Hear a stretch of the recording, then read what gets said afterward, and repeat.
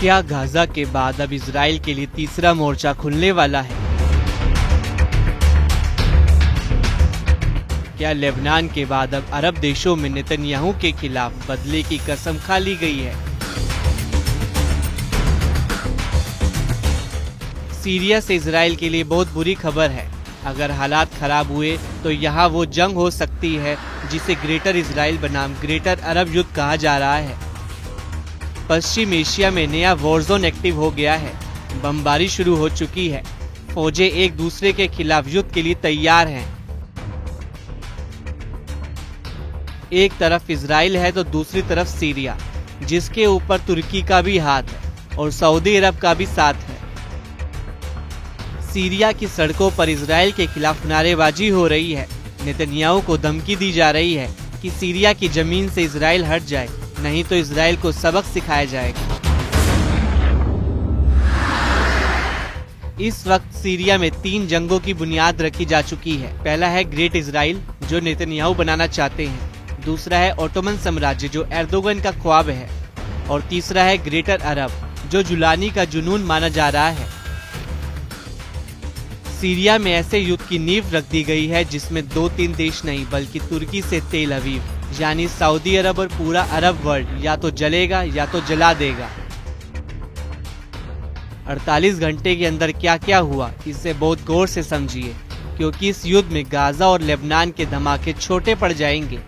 यही सबसे बड़ा डर सता रहा है। सबसे पहले नेतन्याहू ने कहा कि वो दक्षिण सीरिया में कोई और फोर्स बर्दाश्त नहीं करेंगे, यानी राजधानी दमिश्क तक बफर जोन बनाएंगे।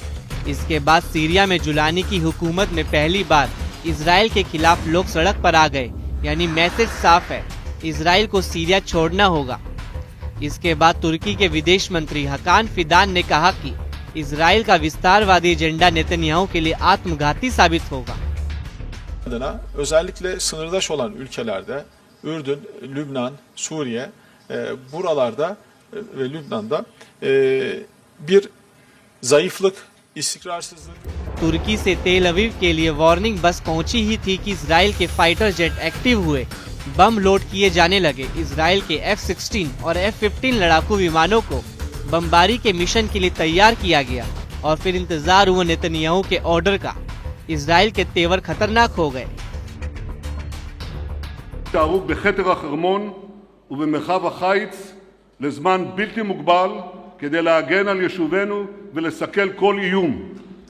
לא נאפשר לכוחות של ארגון ה-HTS או לצבא סוריה החדש להיכנס לשטח מדרום לדמשק. तुर्की ने हाल ही में इजराइल के दक्षिण सीरिया के गोलान हाइट्स पे कब्जा करने की निंदा की है। तुर्की ने अंतर्राष्ट्रीय नियमों को तोड़ने के लिए इजराइल को घेरा है। इसके जवाब में इजराइल ने तुर्की पर आरोप लगाया है कि वह आतंकी समूह की मदद से उत्तरी सीरिया के कुछ हिस्सों पर अवैध रूप से कब्जा कर रहा है। इसलिए अब आशंका ये है कि सीरिया दोनों देशों के बीच नया युद्ध का मैदान बन सकता है।